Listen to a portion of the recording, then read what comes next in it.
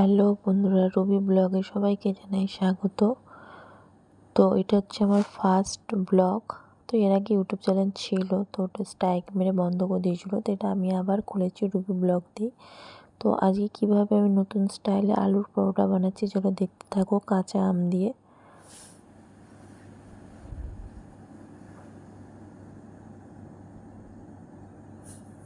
তো দেখতেই পাচ্ছ আমটাকে এবার গ্রেট করব ভালো করে।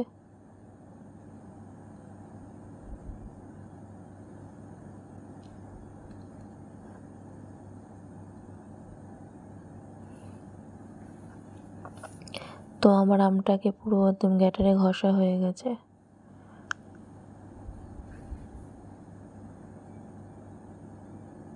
তো এদিকে দেখো আমার আলুটাও সেদ্ধ হয়ে গেছে। তো এবার মশলাগুলো দিয়ে দিচ্ছি, একটু জিরের গুঁড়ো, ভাজা মশলা, শুকনো লঙ্কার গুঁড়ো, স্বাদ মতো নুন,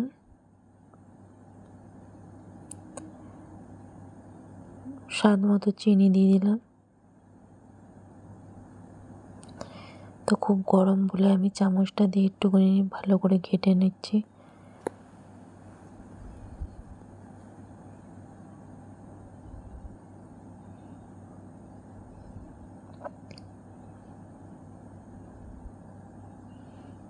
তো দেখো পুরো মাখা হয়ে গেছে, এরকম করে মাখতে হবে।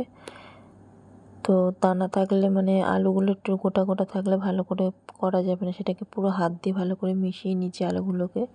তো আটাটা আমার আগেই মাখা ছিল, এটা ময়দা নিয়ে এটা আমি আটা নিয়েছি। রুটি যেরকমভাবে বেলে সেরকমভাবেই বেলেছি। আর এবার আলুটাকে আমি এরকম করে লম্বা রোল যেরকম করে ওরকমভাবে করে ওটাকে তেলে ফ্রাই করব।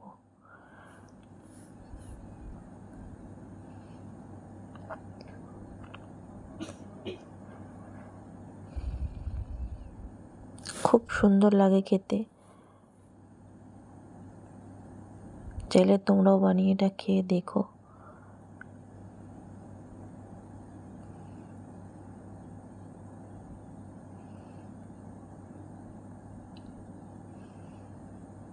তো দেখো আমি এরকমভাবে করে নিয়েছি।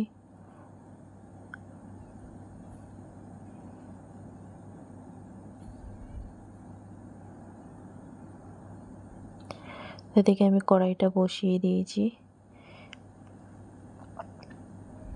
এবার সাদা তেল দিয়ে দিয়েছি, তেলটা একটু বেশি করে দেবে তোমরা, তাহলে পুড়বে না। হালকা আছে একদম ভাজতে হবে, নাহলে পুড়ে যাবে।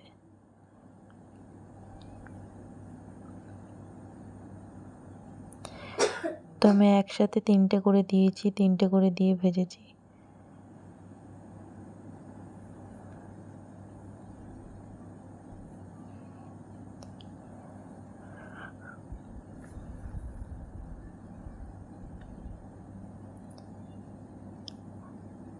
গ্যাসটাকে একদম লো করে ভেজেছি, হালকা হালকা করে লাল লাল করে, বেশ মচমচে করে। তো কেমন লাগলো ভিডিওটা জানিও, লাইক শেয়ার কমেন্ট করতে ভুলো না।